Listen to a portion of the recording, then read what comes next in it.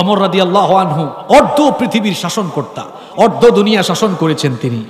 একবার রাতের অন্ধকারে মোমবাতির আলো জ্বালিয়ে, সেই যুগেতে এরকম ইলেকট্রিক্যাল লাইট ছিল না, মোমবাতির আলো জ্বালিয়ে তিনি অফিসিয়াল কাজ করছেন। এমন সময় তার কিছু রিলেটিভ আসলেন দেখা করার জন্য, দরজায় নক করলেন।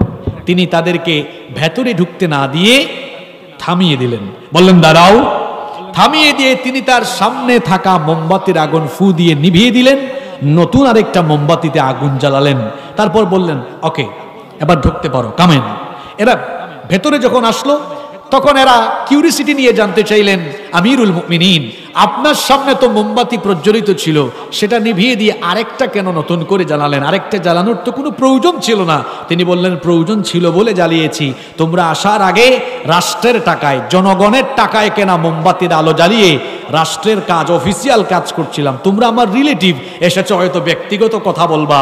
চিন্তা করলাম রাষ্ট্রের টাকা, জনগণের টাকায় কেনা মোমবাতির আলো জ্বালিয়ে তোমাদের সাথে ব্যক্তিগত কথা আর আত্মীয় স্বজনের কথা বললে আমার জনগণের আমানত নষ্ট হবে, রাষ্ট্রের সম্পদ নষ্ট হবে, আখিরাতে আল্লাহর দরবারে আমাকে আসামি হতে হবে। এই ভয়ে আমি জনগণের টাকায়, রাষ্ট্রের টাকায় কেনা মোমবাতির আগুন নিভিয়ে দিয়ে আমি নিজের টাকায় কেনা মোমবাতির আগুন জ্বালিয়ে তোমাদের সাথে ব্যক্তিগত আলাপ আর আত্মীয় স্বজনের হক আদায় করে কথা বলছি। আমার দেশের চিত্র, উপজেলা চেয়ারম্যান হয়ে যে গাড়িটা পায় তার 14 গোষ্ঠী ওই গাড়িতে উঠ। কথা বুঝেন নাই? এই অনুভূতিটা আসে কখন? তখন আসে আমার রব আমার হিসাব নেবেন। ফজরের নামাজ কি কাজা করবে যদি তার মনে এই ভয় থাকে যে আমার জোহরের আগে লাশ হয়ে যাওয়ার সম্ভাবনা আছে না নাই? যুবকরা ভাবতেছে কি কোন হুজুর, আমার বয়স এখনো মাত্র 20। Keep in your mind there is no serial of death. মৃত্যুর কোন সিরিয়াল এসেছেন আগে, চলে যেতে পারেন সবার আগে। কেমন করে ঘুমাও তুমি, কেমন করে ঘুমাও তুমি, ফজর করে কাজা, এমন তো হতে পারে জোহরে জানাজা। হতে পারে কিনা? ফজর ছাড়বেন আর কখনো? জোরে বলেন, ফজর ছাড়বেন? যে ব্যক্তি ফজর কাজা করলো ওই ব্যক্তি শয়তানের গোলামি করে শয়তানকে খুশি করে দিন আরম্ভ করলো। আর যে ব্যক্তি ফজর পরে দিন আরম্ভ করলো সে মহান রবকে খুশি করে প্রাণবন্ত মন নিয়ে, একটা পবিত্র মন নিয়ে, অন্তর নিয়ে দিনের কাজ আরম্ভ করলো। সুবহানাল্লাহ। আমরা পবিত্র মন নিয়ে দিন শুরু করব, পরে ইনশাআল্লাহ। আমার দেশে ওয়াজ মাহফিলে মানুষ বেশি আর নামাজে মানুষ। আমার নবীর মসজিদ ছিল কাঁচা, মুসল্লি ছিল পাকা, আর এখন মসজিদ হয়ে গেছে পাকা কিন্তু মুসল্লির অভাবে মসজিদ পড়ে থাকে ফাঁকা। নামাজের খবর নাই। এমনকি বহু ওয়াজ মাহফিলের শ্রোতা এশার নামাজও পড়ে না, আবার মাহফিলে প্রধান বক্তার ওয়াজ শুনে, রাত 1টা পর্যন্ত ওয়াজ শুনে বাড়ি যায়, ফজরের নামাজ আদায় করে না, কাজা করে। আপনি এত ওয়াজ শুনে কি হবে যদি আপনার নামাজের আমল ঠিক না থাকে? এজন্য আমি অনুরোধ করব, আখিরাতের ভয় অন্তরে লালন করুন। দেখি বলেন তো, বিচার দিবসে আল্লাহ হাক্কুল্লাহ, আল্লাহর হক, হাক্কুল ইবাদ, বান্দার হকের বিচার করবেন। সর্বপ্রথম আল্লাহর হকের হিসাব হবে, আর সেই হিসাব শুরু হবে কোন জিনিস দিয়ে? জোরে বলেন, জোরে বলেন। প্রথম প্রশ্ন আপনাদের কমন পড়ছে না আনকমন? এটা যারা নামাজ পড়েন তাদের তো কমন, যারা পড়ে না, আদায় করে না, আনকমন কোয়েশ্চেন সিলেবাসের বাইরে চলে আসছে। সিলেবাস ঠিক করেন। সিলেবাস তো দেওয়াই আছে। সিলেবাস কি? সিলেবাস হচ্ছে কদ আফলাহাল মুমিনুন আল্লাযীনা হুম ফি সলাতিহিম খাশিউন। এরপরে বলেছেন কয়েক আয়াত পরে, ওয়াল্লাযীনা হুম আলা সালাওয়াতিহিম ইউহাফিজুন। Successful indeed are the believers, those who humble themselves in their prayer. সফল কাম তারা, নামাজে বিনয়ী হয়েছে যারা, এবং শেষের দিকে আল্লাহ বলেছেন নামাজের হেফাজতকারী হয়েছে যারা, এরাই হচ্ছে সফল কাম। এদের জন্য আল্লাহ তার জান্নাতুল ফেরদাউস রেখে দিয়েছেন। সুবহানাল্লাহ। নামাজ ছাড়বে না যদি আখিরাতের অনুভূতি থাকে, বেপরদা হবে না যদি আখিরাতের অনুভূতি, জবাবদিহিতার ভয় অন্তরে থাকে। আল্লাহ আখিরাতের ভয় আমাদের অন্তরে ঢুকায় দাও। আরো আসতে বলেন আমিন। আয়াতগুলো শুনেন, খুব সুন্দর তথ্য আছে সামনে। আল্লাহ বলছেন ইন্নাহু হুয়া ইউবদিউ ওয়া ইউঈদ, নিশ্চয়ই তিনি সৃষ্টির সূচনা করেন এবং তিনি আবার এর পুনরাবৃত্তি ঘটান। এরপরে আল্লাহ তার পরিচয় দিচ্ছেন ওয়া হুয়াল গফুরুল ওয়াদুদ, তিনি হচ্ছেন গফুর, ক্ষমাশীল। ক্ষমা আল্লাহর অন্যতম গুণ। বান্দা যতই গুনাহ করুক, যদি অনুতপ্ত হয়ে অশ্রুসিক্ত নয়ন আর অবনত মস্তকে আল্লাহর কাছে তওবা করে মাফ চায়, আল্লাহ তাকে মাফ করে দেন। সুবহানাল্লাহ। শুধু তাই নয়, তিনি গফুর, পাশাপাশি ওয়াদুদ, তিনি প্রেমময়, স্নেহশীল। তিনি যখন কাউকে ক্ষমা করেন, তিনি তাকে স্নেহ করেন, তিনি তাকে ভালোবাসেন। সুবহানাল্লাহ। এরপরে আল্লাহ বলছেন যে রব পাকড়াও করেন, অন্যায় করলে শাস্তি দেন। সেই রবের কুদরত তোমরা জানো, সেই রবের কুদরত বুঝো। সেই রব হলেন এমন যুল আরশিল মাজিদ, আরশের অধিপতি। তিনি হলেন সম্মানিত। কিসের অধিপতি? এবার কিছু বিজ্ঞানের কথা শোনেন, বিজ্ঞান ভিত্তিক কিছু বাস্তবিক কথা শোনেন। মনোযোগ আছে না চলে গেছে? আমার কথা কি বোঝা যায়? আমার আল্লাহ কিসের অধিপতি?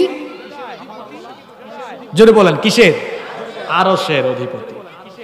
আরশ কোথায়? আরশ কোথায়? আরশ হলো সবকিছুর উপরে। বলেন আরশ কোথায়? সবকিছুর। আল্লাহ কোথায়? খালি উপরে। এই প্রশ্ন জানেন না? এটা তো আকীদার প্রশ্ন। আইন আল্লাহ, আল্লাহ কোথায়? ইন্না লিল্লাহি ওয়া ইন্না ইলাইহি রাজিউন। আল্লাহ সব জায়গায়? হ্যাঁ, আল্লাহ সব জায়গায়। আল্লাহ তাআলার দৃষ্টি শক্তি, শ্রবণ শক্তি সব জায়গায় আছে, সব তিনি দেখেন। কিন্তু তিনি কোথায়? তিনি হচ্ছেন আরশে আজিমের উপরে। আলাল আরশ বলা হয়েছে। অন, আলা মানে ইংরেজিতে আমরা অন ব্যবহার করি, on the chair, on the table. On, এটাকে আরবিতে কি বলে? আলা। আর রহমানু আলাল আরশি ইস্তাওয়া। কোরআনে কারীমের 20 নম্বর সূরা, সূরাতুত তাহা এর 5 নম্বর আয়াতে আল্লাহ তাআলা বলছেন রহমান আরশে আজিমের উপরে সমাসীন হয়ে আছেন। আরশে আজিমের উপরে। এবার আসেন আরশ কোথায়? আপনাদেরকে এক ভিন্ন জগতে নিয়ে যাই। এখন আরশ কোথায়? আরশ হলো সবার উপরে। আমরা এখন কোথায়? আমরা এখন 56,000 বর্গমাইলের বাংলাদেশের কোনো একটি জেলার, কুড়িগ্রাম জেলার ভুরুঙ্গামারী উপজেলার সোনাহাট এলাকায় আছে। সোনাহাট থেকে অনেকে ঢাকায় যায় নাই, এমন মানুষও আছে না? আছে। এই দেশ তার কাছে অনেক বড়, কিন্তু যারা প্রতিটি জেলায় সফর করেছেন তাদের কাছে দেশটা খুব ছোট। যেমন আল্লাহ আমাদেরকে সব ডিভিশনে নিয়েছেন, খুব ছোট এটা। 56,000 বর্গমাইল আমাদের, খুব ছোট্ট এ দেশ। আমাদের পাশের দেশ আমাদের চাইতে আরো 30-35 গুণ বড়। আয়তনে কানাডা বাংলাদেশের চেয়ে 90 গুণ বড়। আমেরিকা প্রায় 100 গুণ বড়। আয়তনের দিক থেকে পৃথিবীর সবচাইতে বড় দেশের নাম হলো রাশিয়া। এরকম পৃথিবীতে 250টার বেশি দেশ আছে। এই 250টার বেশি দেশ মিলে কি পুরো পৃথিবী, না পৃথিবীর মাটি? জোরে বলেন, পৃথিবীর মাটি। পৃথিবীর 4 ভাগের 1 ভাগ মাটি আর 3 ভাগই হলো পানি। সবচেয়ে বেশি পানি কোন সাগরে, কোন মহাসাগরে? প্রশান্ত মহাসাগরে। উইকিপিডিয়াতে সার্চ করে দেখবেন, প্রশান্ত মহাসাগরের আয়তন হলো 16,52,50,000 বর্গ কিলোমিটার। একটু সুবহানাল্লাহ মুখ দিয়ে বাইর হয় না? আমার তো মনে গুরুস্থানে বসে আমি কথা বলি। প্রশান্ত মহাসাগরের আয়তন 16,52,50,000 বর্গ কিলোমিটার। আল্লাহু আকবার। আটলান্টিক মহাসাগর হলো দ্বিতীয় বৃহত্তম মহাসাগর, যার আয়তন হলো 10,64,60,000 বর্গ কিলোমিটার। সুবহানাল্লাহ। বিশাল এই জলরাশি, 4 ভাগের 3 ভাগ, 1 ভাগ মাটি, এটা মিলে হলো কি? পৃথিবী।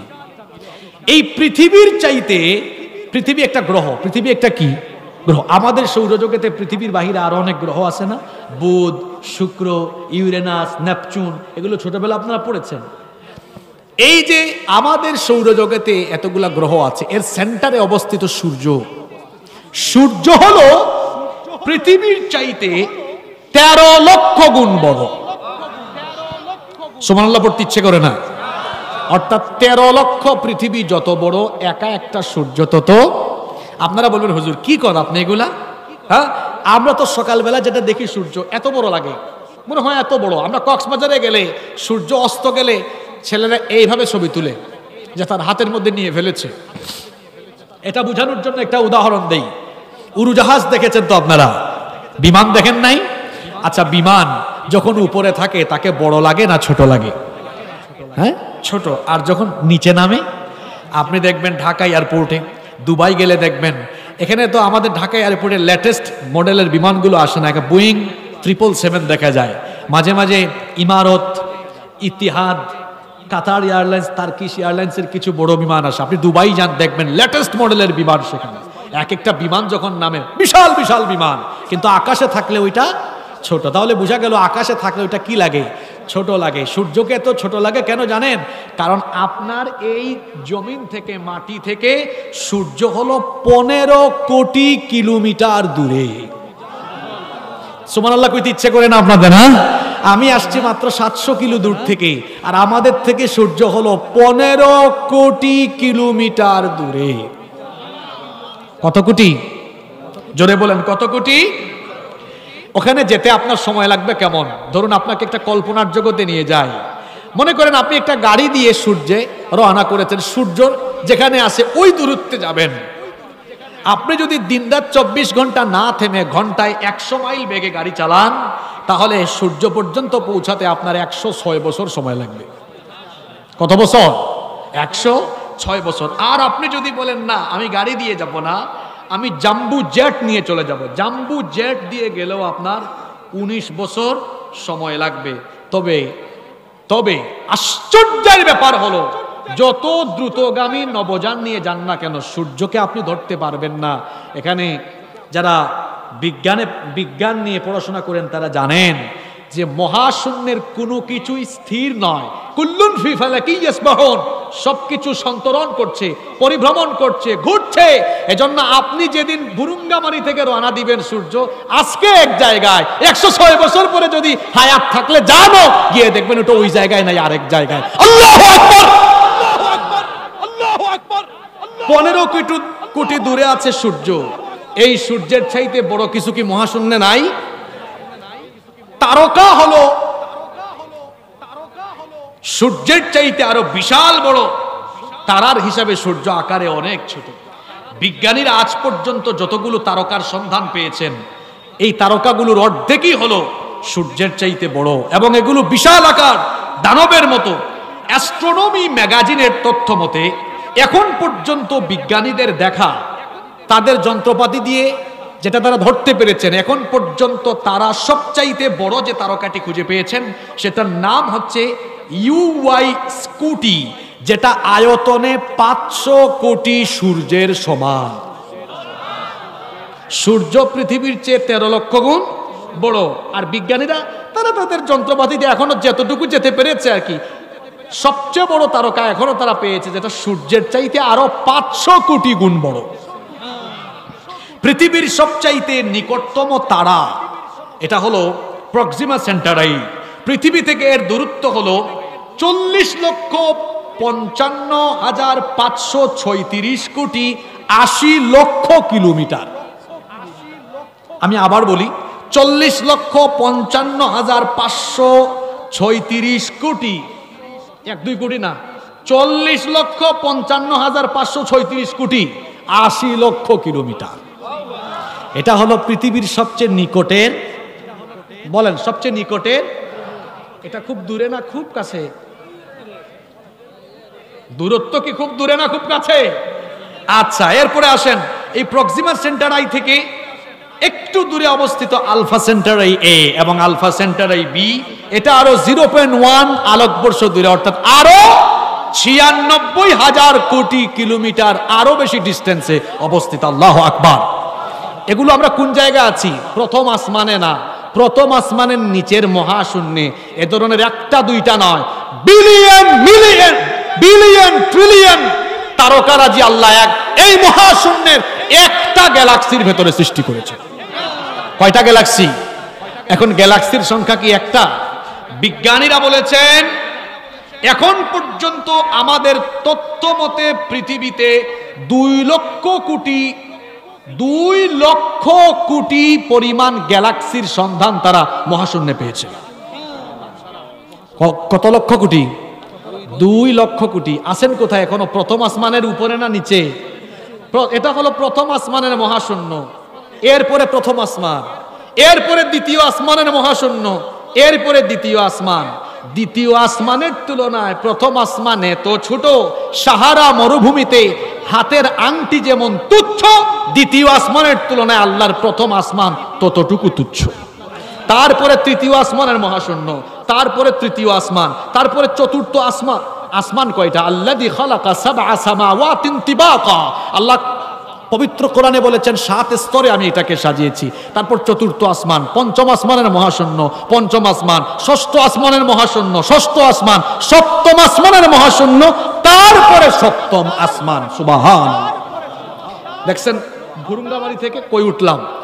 7 আসমানের পরে আছে সিদরাতুল মুনতাহা, লাস্ট বর্ডার। এরপরে আছে লা জামানা ওয়ালা মাকান, যেখানে সময় এবং স্থানের কোনো ভ্যালু নাই।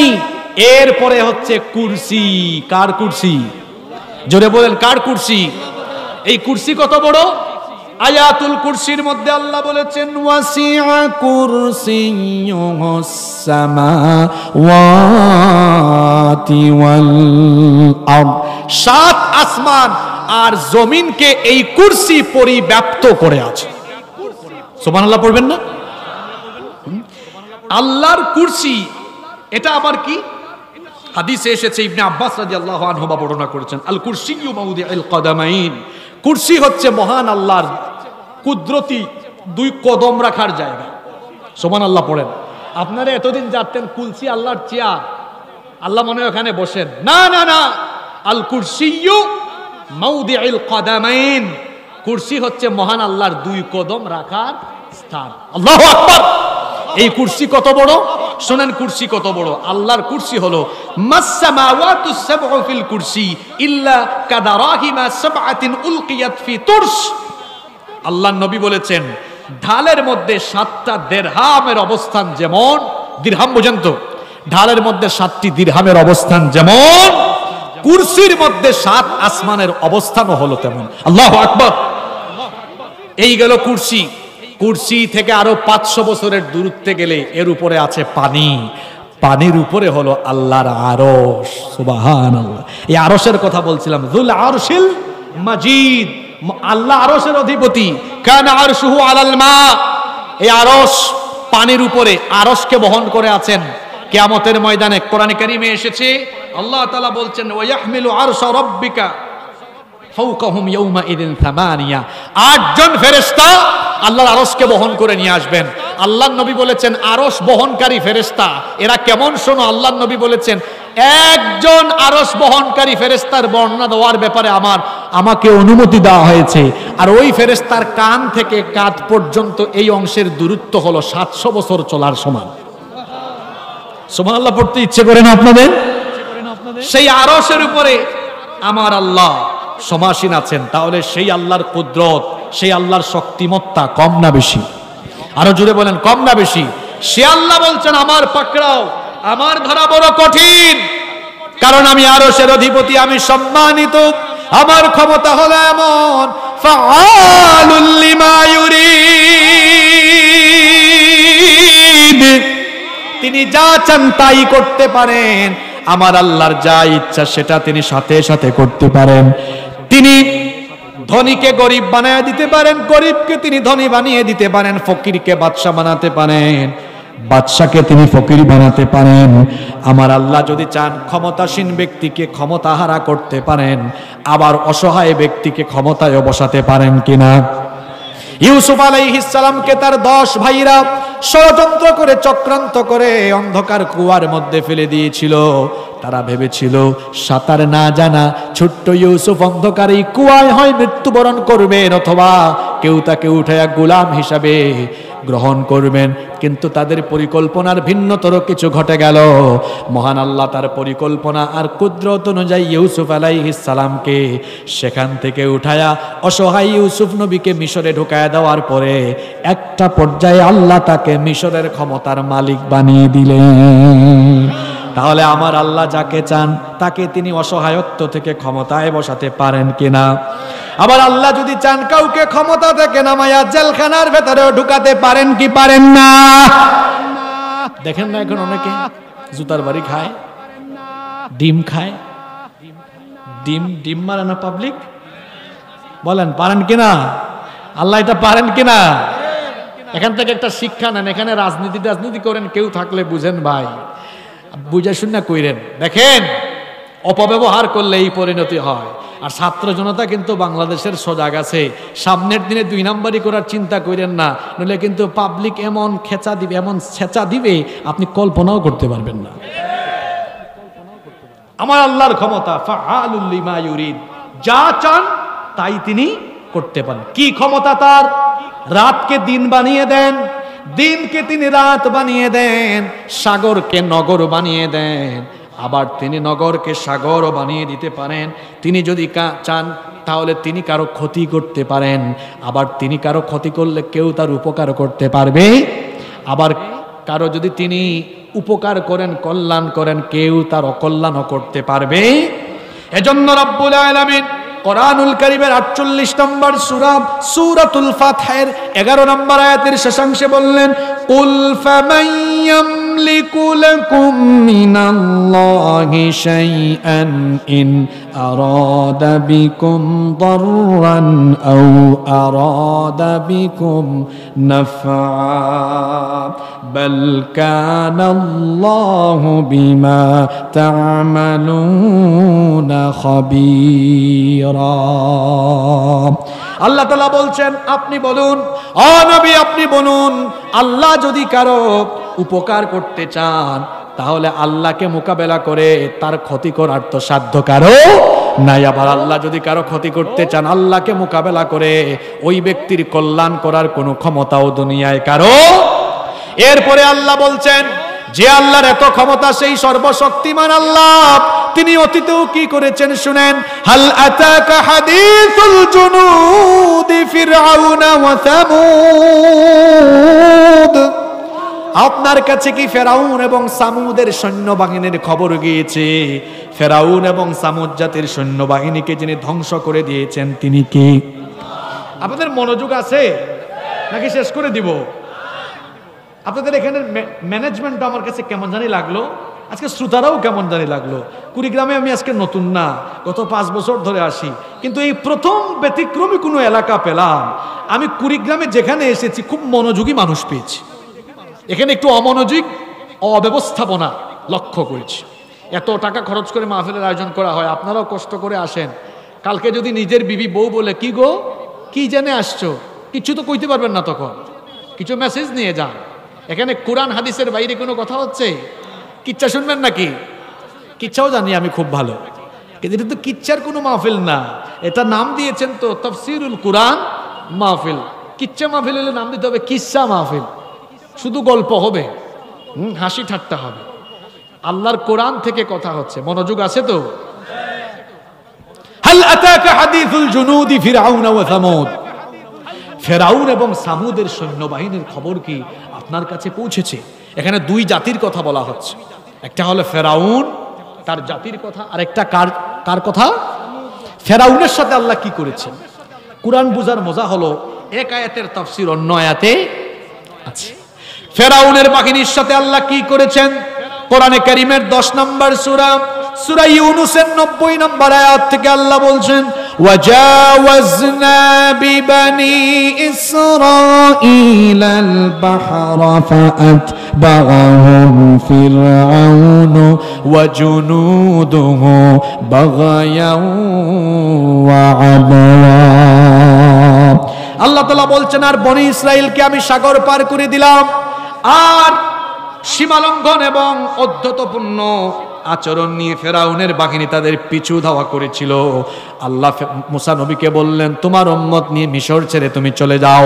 মিশর ছেড়ে তারা যখন হিজরত করছিলেন, এই খবর যখন ফেরাউন আর তার বাহিনীর কানে গেল, তারা রওনা করলো। ওইদিকে মুসা নবী তার উম্মত নিয়ে যেতে যেতে লোহিত সাগরের সামনে চলে গেলেন। আর পেছন দিক থেকে ফেরাউনের বাহিনী এসে তাদেরকে যখন ধরে ফেলার উপক্রম হলো, মুসা নবীর উম্মত তখন বললেন, ওগো আল্লাহর নবী মুসা, কোথায় আমাদেরকে নিয়ে যাচ্ছেন? সামনে সাগর, সামনে গেলেও এখন মরণ, পিছনে ফেরাউনের বাহিনী, পিছনে গেলেও এখন হবে মরণ। মুসা নবী তখন বললেন, কাল্লা, কখনো নয়, ইন্না মাইয়া রাব্বি সায়াহদিন, নিশ্চয়ই আমাদের সাথে যিনি আছেন তিনি কে? সেই রব আমাদেরকে পথ দেখাবেন। আল্লাহ বললেন, মুসা তোমার হাতের লাঠি দিয়ে আঘাত করো। তিনি যখন আঘাত করলেন, সাগরের মাঝখান দিয়ে একটা নয় 12টা রাস্তা তৈরি করে দিলেন। কি? মুসা নবী তার উম্মত নিয়ে সাগর পার হয়ে গেলেন। ফেরাউন এসে দেখলো সাগরের মাঝখান দিয়ে রাস্তা। সে তখন তার বাহিনীকে বলল, চলো চলো, আমরাও এই রাস্তা দিয়ে পথ অতিক্রম করে মুসা এবং তার অনুসারীদেরকে ধরবো। যেতে যেতে যেতে যেতে তারা যখন ঠিক সাগরের মাঝ বরাবরে পৌঁছালো, পরিণতি কি হলো আল্লাহ পরের অংশে বলছেন, হাত্তা ইদা আদরাকাহুল গরক ক্বালা আমানতু আন্নাহু লা ইলাহা ইল্লাল্লাযী আমানাত বিহি বানু ইসরাঈল ওয়া আনা মিনাল মুসলিমিন। সাগরের মাঝ বরাবর যখন পৌঁছালো, মাঝখানের রাস্তা এটাকে ভ্যানিশ করে দিলেন কে? জোরে বলেন। পানির অপর নাম আল্লাহ, চাইলে এর অপর নাম মরণ হয়ে কি যেতে পারে না? আল্লাহ তাআলা মাঝখানের রাস্তাকে ধ্বংস করে দিলেন। এখন ফেরাউন আর তার বাহিনীকে সাগরের মাঝখানে পানিতে নাকানি চুবানো খাওয়াচ্ছেন কে? হাত্তা ইদা আদরাকাহুল গরক, যখন সে ডুবে যাচ্ছিল, ক্বালা, সে বলল, আমানতু আন্নাহু লা ইলাহা ইল্লাল্লাযী আমানাত বিহি বানু ইসরাঈল, সেই আল্লাহর উপর ঈমান আনলাম, সেই ইলাহের উপর ঈমান আনলাম যার উপরে বনি ইসরাঈল ঈমান এনেছে। আল্লাহ, আমি ঈমান আনছি, ভালো হয়ে গেছি আমি। আল্লাহ বললেন, আল আন, এখন তো সময় হয়েছে, ওয়াকাদ আসাইতা ওয়া কুনতা মিনাল মুফসিদিন। তওবা মরণের সময় করলে হয় না, দুই সময়ের আগে তওবা করলে তওবা কবুল হয়। কিয়ামতের সূর্য উদিত হওয়ার আগে তওবা করলে তওবা কবুল হবে, আর মৃত্যুর গড়গড়ানি আরম্ভ হয়ে গেলে আর তওবা কবুল হবে। আমার দেশের ফেরাউনও যখন বুঝছে সব হারায় ফেলবে, তওবা করছিল, কিন্তু বলেছিল, ছাত্ররা আসো, আমার দরজা খোলা আছে। ছাত্ররা বলেছিল, তোমার দরজা খুলে তুমি নিজেই চলে যাও। কথা বুঝেন না আপনারা? ফেরাউনও বলছে, আল্লাহ ভালো হয়ে গেছি তো। আল্লাহ বলেন, আল আন, এখন, ওয়াকাদ আসাইতা ক্বাবলু, ইতিপূর্বে তুই আমার অবাধ্য হয়েছিলে, সব ধরনের সন্ত্রাসী কাজ তুই পরিচালনা করেছিলি, ওয়া কুনতা মিনাল মুফসিদিন, তুই সন্ত্রাসী ছিলে, এখন আর তোরে ছাড় দেওয়া। আল্লাহ বললেন, রাখ, তোরে কেমনে ধ্বংস করি দেখ। ফালইয়াউমা নুনাজ্জিকা বিবাদানিকা লিতাকুনা লিমান খালফাকা আয়া, তোর জান আমি কবজ করব ঠিক, কিন্তু তোর দেহখানাকে কিয়ামত পর্যন্ত রেখে দিব, যাতে করে তোর পরবর্তীতে কিয়ামত পর্যন্ত তোর মতো স্বৈরাচারেরা পরিণতি কি হয় তোকে দেখে যেন শিক্ষা নিতে পারে। হাল আতাকা হাদিসুল জুনুদি ফিরআউন ওয়া সামুদ, ফেরাউন এবং সামুদের খবর কি আপনার কাছে পৌঁছেনি? ফেরাউনের বাহিনীকে শেষ করে দিয়েছেন কে? বাকি থাকলো কোন জাতি? সামুদ জাতি। এই সামুদ জাতির কাছে একজন নবী এসেছিলেন, এই নবীর নাম হলো সালেহ আলাইহিস সালাম। এই নবীর নাম কি? সালেহ আলাইহিস সালাম এসে তাদেরকে হেদায়েতের পথ দেখিয়েছিলেন। কোরআনুল কারীমের 41 নম্বর সূরা, সূরা হামিম আস-সাজদা এর 17 নম্বর আয়াতে আল্লাহ বলছেন, ওয়া আম্মা সামুদ ফাহাদাইনাহুম ফাস্তাহাব্বুল আমা আলাল হুদা ফাআখাযাতহুম সাইকাতুল আযাবাল হুনি বিমা কানু ইয়াকসিবুন। আল্লাহ বলছেন, অতএব সামুদ জাতিকে আমি হেদায়েতের পথ দেখিয়ে দিয়েছিলাম, কিন্তু তারা হেদায়েতের পথে চলার পরিবর্তে অন্ধ পথকে গ্রহণ করে নিল, অর্থাৎ গুমরাহির পথকে তারা গ্রহণ করে নিল। সালেহ আলাইহিস সালাম তাদেরকে দাওয়াত দিলেন, কিন্তু তারা দাওয়াত কবুল করলো না। তারা বিদ্রোহী আচরণ করলো আর বলল, সালেহ তুমি যদি নবী হয়ে থাকো তো পাহাড় থেকে পাহাড়ের যে কোনো একটা পাথরকে ফাটিয়ে দিয়ে সেখান থেকে তুমি 10 মাসের গর্ভবতী উটনি নিয়ে আসো। শুনতেছেন আপনারা?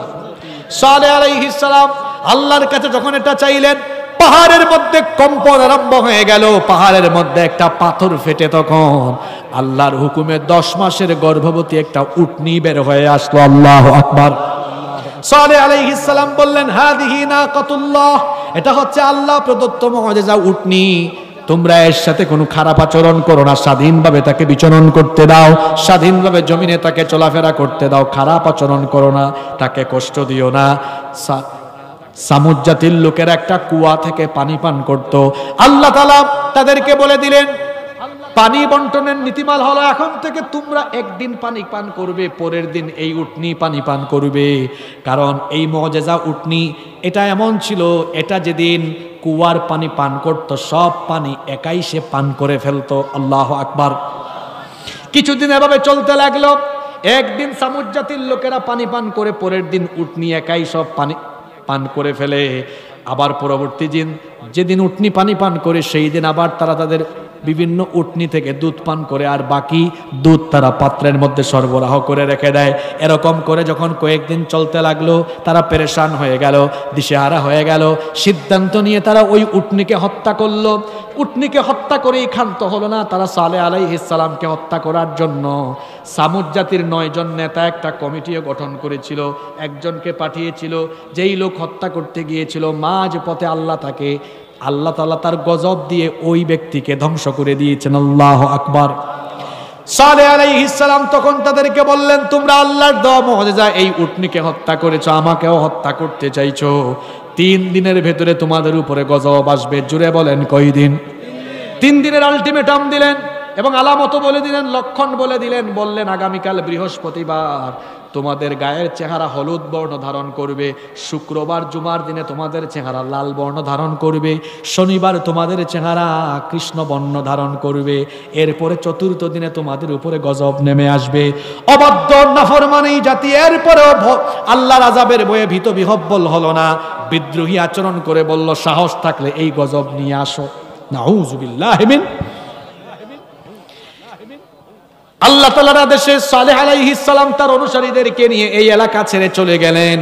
পরের দিন বৃহস্পতিবার সত্যি সত্যি আলামত দেখা গেল, তাদের সকলের চেহারা হলুদ বর্ণ হয়ে গেল, জুমার দিনে লাল বর্ণ হয়ে গেল, পরের দিন শনিবার কৃষ্ণ বর্ণ হয়ে গেল, চতুর্দিন তাদের উপরে এমন আযাব নেমে আসলো, অবাধ্য এই জাতির উপরে এমন এক ভূমিকম্প আসলো আর বজ্রনিনাদ আসলো। বজ্রনিনাদের মাধ্যমে আর ভূমিকম্পের মাধ্যমে সেই সামুদ জাতির অবাধ্য কাফেরদেরকে ধ্বংস করে দিয়েছেন কি? এই কথাই আল্লাহ বলছেন, হাল আতাকা হাদিসুল জুনুদি ফিরআউনা ওয়া সামুদ। ফিরআউন এবং সামুদের সৈন্যবাহিনীর খবর কি আপনার কাছে পৌঁছায় নাই? তাদেরকে আমি যেভাবে পাকড়াও করেছি, যেভাবে ধ্বংস করে দিয়েছি, আমার সাথে কেউ যদি নাফরমানি করে, আমার সাথে কেউ যদি অবাধ্যতা পোষণ করে, দুনিয়া এবং আখিরাতে এভাবে তাদেরকে পাকড়াও যিনি করবেন তিনি কি? আল্লাহ বলছেন এরপরেও নাফরমানদের স্বভাব হলো বালিল্লাযীনা কাফারু ফি তাকযীবিন ওয়াল্লাহু মিন ওয়ারাইহিম মুহীত। এরপরেও তারা মিথ্যা রূপে অভ্যস্ত হয়ে আছে, মিথ্যার মধ্যে পড়ে আছে। তারা জানে না ওয়াল্লাহু মিন ওয়ারাইহিম মুহীত, তাদেরকে পরিবেষ্টন করে যিনি আছেন তিনি কে? মহামান্বিত, সম্মানিত, মর্যাদা সম্পন্ন কোরআন, এই কিতাব কার? এবার আল্লাহ বললেন, এটা কোথায় এই কিতাব কোথায় সংরক্ষিত সেটাও শোনো। এই কিতাব সংরক্ষিত আছে, এটার পরিবর্তন হয় না, পরিবর্তন হয় না, হবেও না। কারণ হলো ফি লাউহিম মাহফুজ, এটা লাউহে মাহফুজের সুরক্ষিত ফলকের মধ্যে লিপিবদ্ধ করা। আরশ কোথায় সেটা তো বলেছিলাম। এবার শুনেন লাউহে মাহফুজ কোথায়। আল্লামা ইমাম ইবনে কাসির রাহিমাহুল্লাহ তার তাফসীর ইবনে কাসিরের ভেতরে খুব সুন্দর বর্ণনা দিয়েছেন এর ব্যাপারে। কোন মুফাসসির বলেছেন আল্লাহর আরশের ডান পাশে লাউহে মাহফুজ অবস্থিত, এবং এটি এমন একটি সুরক্ষিত ফলক যেখানে পৃথিবীর সূচনা লগ্ন থেকে নিয়ে ধ্বংস হওয়ার দিন পর্যন্ত যা যা হবে সেই ফলকে সুরক্ষিত করে সবকিছু লিপিবদ্ধ করে রাখা হয়েছে। তাও সুবহানাল্লাহ মুখ দিয়ে বের হয় না। মনে থাকবে গো আপনাদের কথা, এই ভুরুঙ্গামারিতে আসার আগে আমি খুব হিসাব নিকাশ করে আসবো, কারণ গুরুস্থানের মুর্দা এরা। এতক্ষণ এত কথা বললাম, শুনলেন না। কাল পরশু একটু ইউটিউব বাজায় শুনেন যে হুজুর 1 ঘন্টা কি কি বলে গেল। আমার স্যার এখানে বক্তব্য রেখেছিলেন যে কিছু কিছু এলাকায় পাওয়া যায় বকাউল্লাহ আর সুনাউল্লাহ। তো এখানে আমি হয়েছি বকাউল্লাহ, আপনারা হয়েছেন সুনাউল্লাহ। বকলাম, আপনার শুনলেন, কিন্তু বুঝাউল্লাহ নাই। বকাউল্লাহ আর সুনাউল্লাহ হইলে হবে না, এর পাশাপাশি বুঝাউল্লাহ হইতে হবে। বুঝাউল্লাহ বুঝেন নাই, একটু বুঝে শোনা যাবে। এই কোরআন, এর বাড়ি কোথায়? জোরে বলেন, এর বাড়ি কোথায়? লৌহে মাহফুজে, সুরক্ষিত ফলকে। তাইলে বলেন, এই কিতাব পরিবর্তন কাটছিট করার কোনো সুযোগ আছে? জোরে বলেন, কোনো সুযোগ আছে? কথায় আছে, শেষ ভালো যার, সব ভালো তার। চমৎকার কিছু তথ্য আমি শেষের দিকে শেয়ার করি। এই কোরআন আল্লাহ হেফাজত করছেন। কে হেফাজত করছেন? আল্লাহ বলছেন, ইন্না নাহনু নাযালনা যিকরা ওয়া ইন্না লাহু লাহাফিযুন। নিশ্চয়ই এই কোরআন আমি নাজিল করেছি, আবার এর হেফাজতের দায়িত্ব আমি গ্রহণ করেছি। সুবহানাল্লাহ। হেফাজত কিভাবে করছেন? একদিকে এই কোরআনের সবটুকু লাউহে মাহফুজের মধ্যে লিপিবদ্ধ করা আছে, অন্যদিকে দুনিয়াতেও আমাদের কাছে যেটা আছে এটাও ১৫০০ বছর আগে নাজিল হয়েছিল। যেরকম নাজিল হয়েছে সেরকমই আছে, নাকি কয়েকবার সংশোধন হয়েছে? কথা বলতে হবে। চিন্তা করেছেন, ১৫০০ বছর আগে নাজিল হয়েছে আমাদের নবীজির উপরে, তখন যেমন ছিল এখনো তেমন আছে। কি করে এটাকে এত চমৎকার করে হেফাজত করা হয়েছে? এই তথ্যগুলো কোনো মাহফিলে আপনারা শুনবেন না, এগুলো মনে রাখেন, শুনে যান। এগুলো একাডেমিক আলোচনা, বিভিন্ন মাদ্রাসায় বা ইউনিভার্সিটিতে যখন উলুমুল কোরআন পড়ানো হয় সেখানে এগুলো আলোচনা হয়। কিভাবে আল্লাহ তাআলা এই কোরআনকে লৌহে মাহফুজে, কোরআনের বাড়িতে তো কোরআন সংরক্ষিত আছে, পাশাপাশি এই দুনিয়ায়ও আল্লাহ তাআলা 2 পদ্ধতিতে এর হেফাজত করছেন। কয় পদ্ধতিতে? বলেন, কয় পদ্ধতিতে? নাম্বার 1, 1 হিফজের মাধ্যমে, 2 লিখন পদ্ধতির মাধ্যমে। 1 নাম্বার কি বলেছি? হিফজ। নাজিলের যুগেই সেটা ছিল। আল্লাহর নবীর কাছে যখনই জিবরিল আমিন ওহী নিয়ে আসতেন, আল্লাহর নবীর সাথে সাথে ওই আয়াত বা ওই সূরাগুলো মুখস্থ করে ফেলতেন। সুবহানাল্লাহ। নবীজির সাথে সাথে সাহাবীদেরকে তেলাওয়াত শোনাতেন। আর ইসলাম গ্রহণের পরে সাহাবীদের মেমোরাইজিং ক্যাপাসিটি আল্লাহ এমনভাবে বাড়িয়ে দিয়েছিলেন, তারাও নবীজির জবান থেকে শোনা মাত্রই তারা নিজেরাও কোরআন মুখস্থ করে ফেলতেন। সুবহানাল্লাহ। এজন্য রাসূলের যুগে অসংখ্য হাফিজে কোরআন সাহাবী ছিলেন। তাহলে কোরআন দুনিয়াতে সংরক্ষণ হচ্ছে 1 হিফজের মাধ্যমে। কোরআন নাজিলের যুগেও হাফেজ ছিল, এখন এই যুগে তো নাই আর। The number of the people who have memorized the holy book Quran is countless. পৃথিবীতে এই কোরআন মুখস্থকারীর সংখ্যা এত কাউন্টলেস, গণনা করে আপনি শেষ করতে পারবেন না। পৃথিবীতে কোরআন ছাড়া অন্য কোনো বইয়ের এত মুখস্থকারী আর নাই। তাওরাতের নাই, জবুরের নাই, ইনজিলের নাই, কিন্তু কোরআনের এত হাফেজ। এই ইউনিয়নের নাম কি? সোনাহাট। এই সোনাহাট ইউনিয়নে হাফেজ আর হাফেজ আছে না নাই?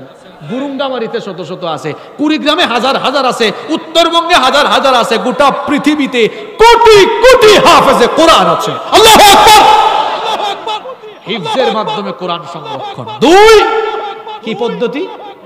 যদি বলেন, ভার্সন একটু চেঞ্জ হয়েছে এই যুগে, প্রিন্টেড ভার্সন। রাসূলের যুগে কোরআন কিভাবে লিখে রাখা হতো? আল্লাহ রাসূলের যুগে কিছু সাহাবী ছিলেন কাতিবে ওয়াহি, ওহী লিখক সাহাবী। তারা কি করতেন? আল্লাহ রাসূলের কাছে ওহী নাজিল হয়ে তেলাওয়াত শুনলেই তারা বিক্ষিপ্তভাবে, তখন কিন্তু সেই জামানায় কাগজ বের হয় নাই, তারা তখন পাথর খোদাই করে লিখতেন। তারা তখন কাঠের ফলকে লিখতেন, পাথরে লিখতেন, উটের চেপ্টা চামড়ায় লিখতেন, গাছের বাকলে বিক্ষিপ্তভাবে কোরআন লিখে রাখতেন।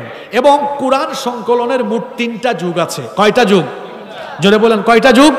এই যে আমার হাতে কোরআন এখন দেখছেন, এই যে এই পর্যন্ত কোরআন এসেছে, সংকলন হয়েছে কয়টা পর্যায়ে? 3। 1 নাম্বার, রাসূলের যুগে কোরআন সংকলন হয়েছে পূর্ণাঙ্গ আকারে। কোরআন তখন গ্রন্থাকারে লিপিবদ্ধ করা হয়নি, তখন বিক্ষিপ্ত আকারে কোরআন লেখা ছিল। কোথায় কোথায়?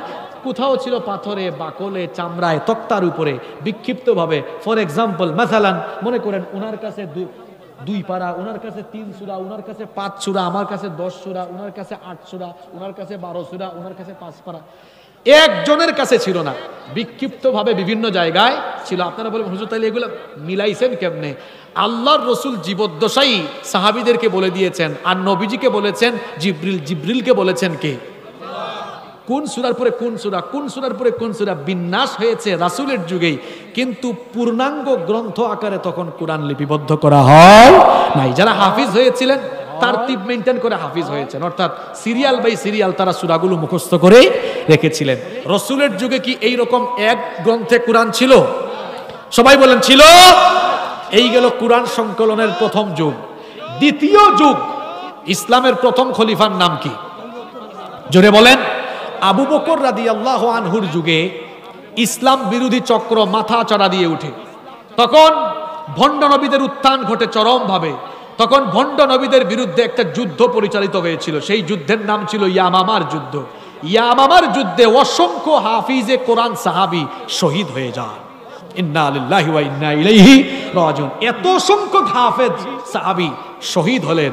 যুদ্ধের পরে ওমর ইবনুল খাত্তাব রাদিয়াল্লাহু আনহু আবু বকর রাদিয়াল্লাহু আনহুর কাছে এসে বললেন, খলিফাতুল মুসলিমিন, অসংখ্য হাফিজে কোরআন সাহাবী শহীদ হয়ে গিয়েছেন, আল্লাহর কোরআন আমাদের কাছে একটা গ্রন্থের ভেতরে লিপিবদ্ধ নাই, পাশাপাশি এত হাফেজ চলে গেলেন, আমরা যদি এই মুহূর্তে যারা বেঁচে আছেন ওই হাফেজ সাহাবী আর যাদের কাছে কোরআন লেখা আছে এই দুইয়ের কম্বিনেশন সমন্বয় ঘটিয়ে কোরআনকে গ্রন্থাকারে লিপিবদ্ধ না করি, আগামীর দিনে এটা আমাদের জন্য বিপজ্জনক হতে পারে। তখন তিনি সিনিয়র সাহাবীদেরকে ডাকলেন, ডেকে পরামর্শ নিলেন, সবাই পরামর্শ দিলেন, রায় দিলেন। এরপরে ৪২ জন সাহাবীকে নিয়ে কুরআন গ্রন্থায়ন কমিশন গঠন করা হলো। সেই কমিশনের সচিব হয়েছিলেন যায়েদ ইবনে সাবিত রাদিয়াল্লাহু আনহু। সুবহানাল্লাহ। এই ৪২ জন সাহাবী কোরআনে কারীম প্রথমবারের মতো আবু বকর রাদিয়াল্লাহু আনহুর যুগে পৃথিবীতে কাগজের প্রচলন শুরু হয়। এবার কাগজের মধ্যে সরাসরি কোরআন হাফিজে কোরআনদেরকে ডেকে ডেকে এনে, যাদের কাছে তক্তায় বাকলে চামড়ায় বিভিন্ন জায়গায় লেখা ছিল, এনে এনে এনে এনে জোড়া লাগিয়ে হাফেজদের থেকে শুনে শুনে শুনে শুনে serial by serial Abu Bakr রাদিয়াল্লাহু আনহুর যুগে দ্বিতীয় পর্যায়ে কোরআন সংকলন করে কোরআনকে গ্রন্থাকারে লিপিবদ্ধ করা হলো। সুবহানাল্লাহ। কিন্তু একটা মুশকিল থেকে গেল। এখানে আলেম ওলামারা আছেন, ওনারা জানেন কোরআন নাজিল হয়েছে 7টা ভার্সনে, 7টা আঞ্চলিক ভাষা। আবু বকর রাদিয়াল্লাহু আনহুর জামানায় কোরআনকে লেখা হলো সব ভাষায়, যত ভাষায় কোরআন নাজিল হয়েছে। কয়টা আঞ্চলিক ভাষায়?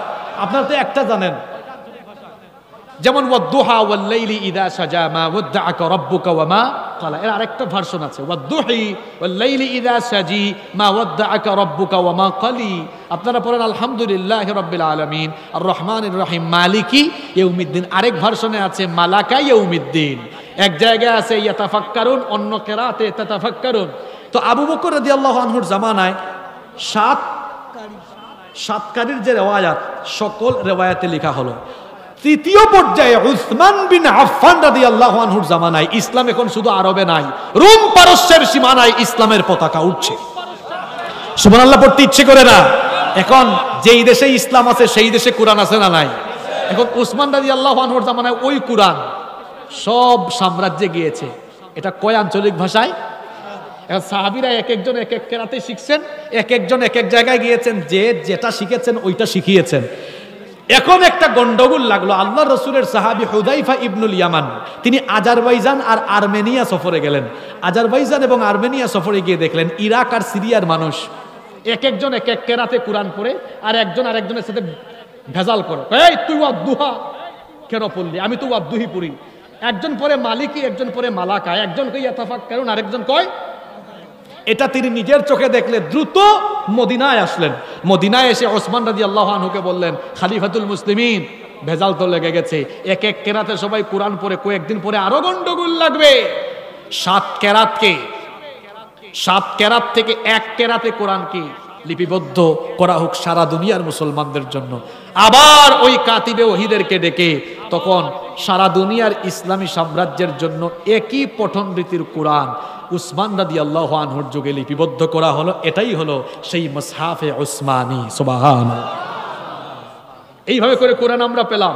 পরবর্তীতে হাজ্জাজ বিন ইউসুফ তিনি কোরআনে হরকত সংযোজন করলেন। এটা কোরআন পাঠ করার সুবিধার্থে। বলছিলাম কোরআনের বাড়ি লৌহে মাহফুজে।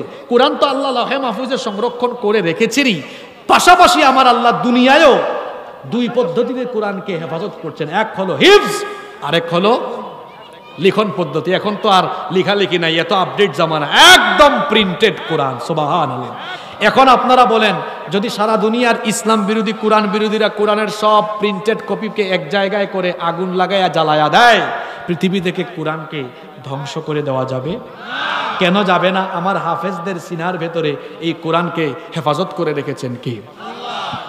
ওই হিন্দু লোকটা তো চমৎকারই বলেছে, যদি আগুন লেগে ধ্বংস হয়ে যায়, যদি আগুন লেগে যায় পুড়ে যায় পৃথিবীর সব বইয়ের দোকান, বিশ্ব থেকে হারাবে না, বিশ্ব থেকে হারাবে না পবিত্র কোরআন।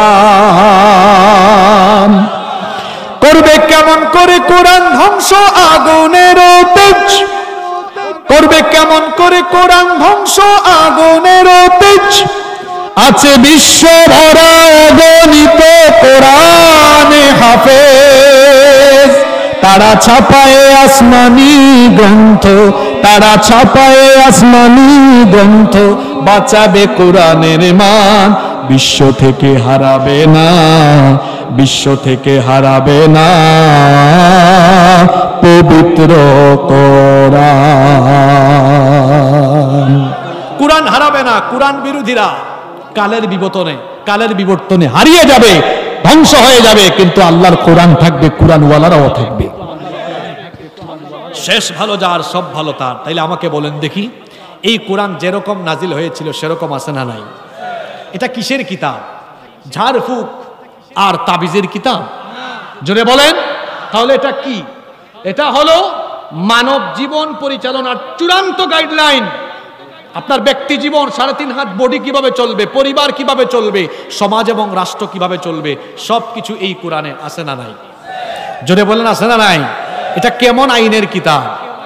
যখন থেকে নাজিল হয়েছে তখন থেকে এখন পর্যন্ত অবিকৃত, অপরিবর্তনীয়। তাহলে মানুষের ভাগ্য পরিবর্তনের জন্য, মানুষের সুখ শান্তির জন্য আল্লাহ একটা আইনের কিতাব দিয়েছেন। সেই আইনের কিতাবের নাম কি?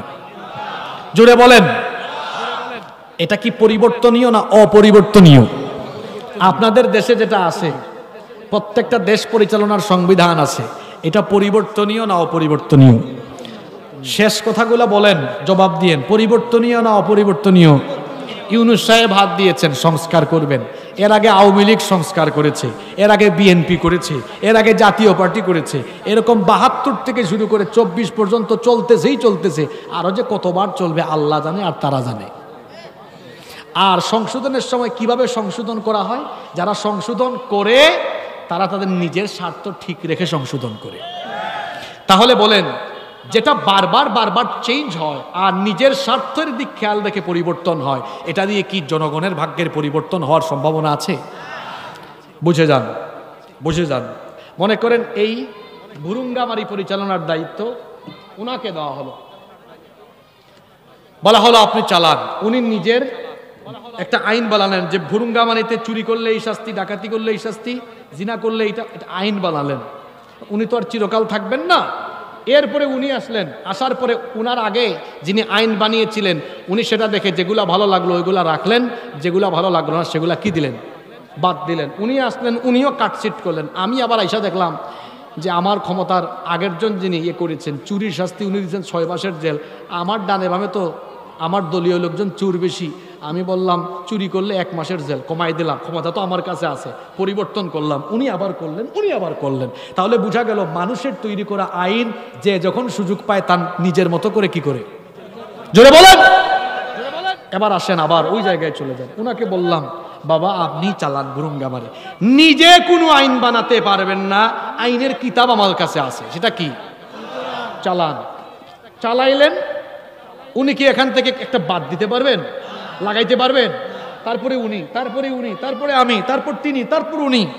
ব্যক্তির পরিবর্তন হবে, আইনের পরিবর্তন কবে বুঝবেন আপনারা? বাংলাদেশে যদি এইভাবে ব্যক্তি আর দল সংবিধান বানিয়ে তারা নিজেরাই পরিবর্তন করে। আমি চ্যালেঞ্জ করলাম, কিয়ামত পর্যন্ত মানুষের ভাগ্যের উন্নয়ন হবে না।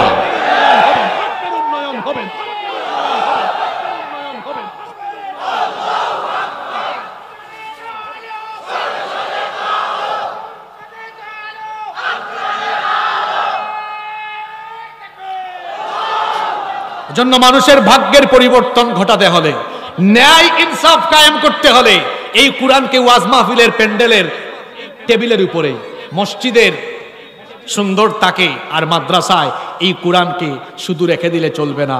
ওয়াজের মঞ্চে, মসজিদ মাদ্রাসায় রাখার পাশাপাশি এই কোরআনের আইনের বাস্তবায়ন দেশের সর্বত্র যখন ঘটানো যাবে, তখনই এই জাতির ভাগ্যের পরিবর্তন আসবে। ভালো করে শোনেন, এই কোরআন আল্লাহর বিধান, আল্লাহর আইন, আল্লাহর দ্বীন ইসলাম প্যাসেঞ্জারের সিটে থাকার জন্য আসে নাই, এসেছে ড্রাইভিং সিটে থাকার জন্য। কোরআন এসেছে পরিচালনার জন্য, পরিচালিত হওয়ার জন্য আসেনি। আল্লাহ কোরআনে বলেছেন, তোমরা বীরের জাতি, শ্রেষ্ঠ জাতি। কুনতুম খায়রা উম্মাহ, কুনতুম খায়রা উম্মাতিন উখরিজাত লিন-নাসি তা'মুরুনা বিল মা'রুফি ওয়া তানহাউনা আনিল মুনকার। তোমরাই সর্বোত্তম জাতি, তোমাদেরকে মানবতার কল্যাণে বের করা হয়েছে। তোমাদের কাজ কি? তা'মুরুনা বিল মা'রুফ, সৎ কাজের আদেশ দিবে। আলেমরা বসে আছেন, আমরের সিগা এখানে, আদেশ সূচক। বলেন, সৎ কাজের আদেশের কথা বলা হলো না অনুরোধের কথা বলা হলো? পিছনের মানুষের কি হয়েছে? কথা বাইরে না, মুখ দিয়ে কি চাপাইতেছেন আপনারা? সৎ কাজের কি দেওয়ার কথা বলা হয়েছে? আদেশ। আপনারা পারবেন আদেশ করতে? জি ইনশাআল্লাহ পারবেন না। আপনি পারলে আদেশ করেন তো দেখি। আপনি যে বললেন পারবেন, এই যে বানরাবি শিক্ষা, বাংলাদেশের শিক্ষা ব্যবস্থা শেষ, আপনি এখান থেকে আদেশ করেন দেখি, পাল্টায় দেন, পাল্টাতে হবে। পারবেন? এই আদেশ করতে পারবেন না। আপনি কি করতে পারবেন? সর্বোচ্চ অনুরোধ করতে পারবেন। কি করতে পারবেন? তাহলে বাংলাদেশে এখন সৎ কাজের আদেশ চলে না অনুরোধ চলে?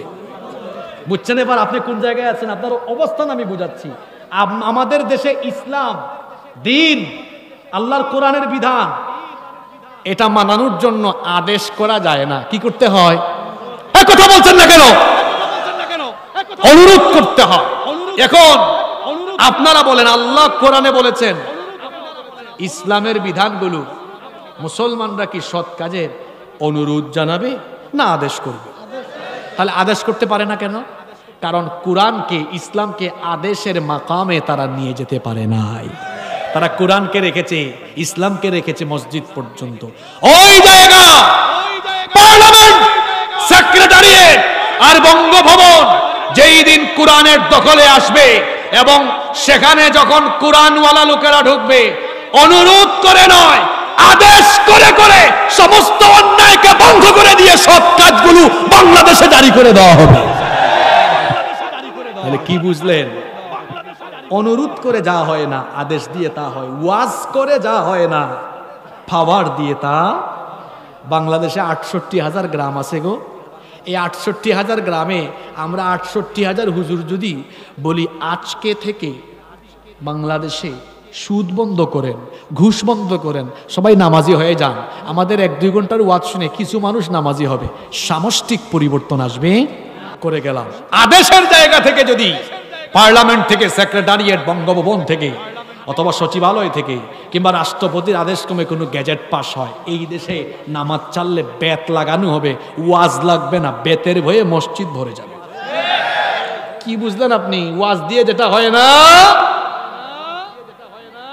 আল্লাহর রসুলের ইসলাম ছিল কি আর আপনারা বানাইলেন কি?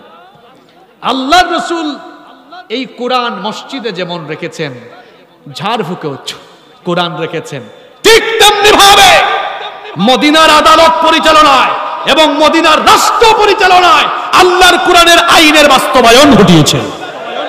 আর আপনারা আর তাবিজ, এতটুকুতেই শেষ। ও মা গো, কি মডারেট মুসলমান! এটাকে শুধু ওয়াজ মাহফিল, মসজিদ, মাদ্রাসায় সীমাবদ্ধ রাখলে হবে না। আমাদেরকে সিদ্ধান্ত নিতে হবে আল্লাহর জমিনে আল্লাহর দ্বীন বাস্তবায়নের জন্য, কোরআনের আইনের বাস্তবায়ন ঘটানোর জন্য বাংলাদেশের যেখান থেকে আদেশ হয় আদেশের মাকাম পর্যন্ত আল্লাহর কোরআনকে নিয়ে যেতে হবে। কারা কারা রাজি আছেন দুহাত তুলে আল্লাহকে দেখান।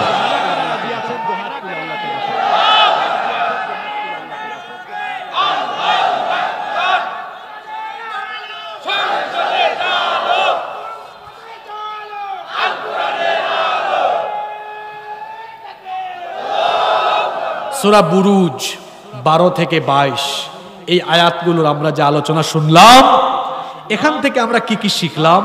1 মিনিটে কিছু শিক্ষা বলি। নাম্বার 1, প্রথম শিক্ষা হলো আমরা আজকের তাফসীর থেকে জানতে পারলাম আল্লাহ তাআলা হচ্ছেন মহাপরাক্রমশালী।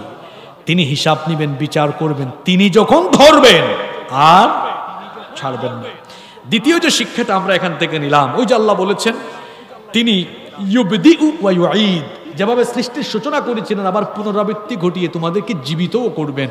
আখিরাতে জবাবদিহিতার ভয় লালন করে আমরা 24 ঘন্টা চলাফেরা করব ইনশাআল্লাহ। 3 নাম্বার, বাড়াবাড়ি করব না আমরা, কারণ বাড়াবাড়ির পরিণতি ইতিপূর্বেও ভালো হয় নাই। ফেরাউন আর সামুদ জাতির ইতিহাস থেকে আমরা শিক্ষা নিব। 4 এবং সর্বশেষ শিক্ষা হলো আমরা কোরআনের পরিচয়ে জানতে পেরেছি এটাকে লৌহে মাহফুজে যেমন হেফাজত করা হয়েছে তেমনি দুনিয়াতেও হেফাজত করা হচ্ছে। এর বিধান অপরিবর্তনীয় এবং এটি সংযোজন করা যায় না, বিয়োজন করা যায় না। এটি ছাড়া মানুষের মুক্তি আসবে না, শান্তি আসবে না। এজন্য শুধু ওয়াজ নসিহতে আর মসজিদে মাদ্রাসায় কোরআনকে রেখে দিলে চলবে না, বরং কোরআন পড়ে, কোরআন বুঝে, কোরআনের রঙে রঙিন হয়ে, কোরআনের আন্দোলনে নিজেদেরকে সামিল করে এই দেশে কোরআনের আইনের বাস্তবায়ন ঘটানোর জন্য প্রাণান্তকর প্রচেষ্টা করতে হবে। আল্লাহ আমাদেরকে এই শিক্ষাগুলো বাস্তব জীবনে প্রতিফলিত করার তৌফিক দান করেন।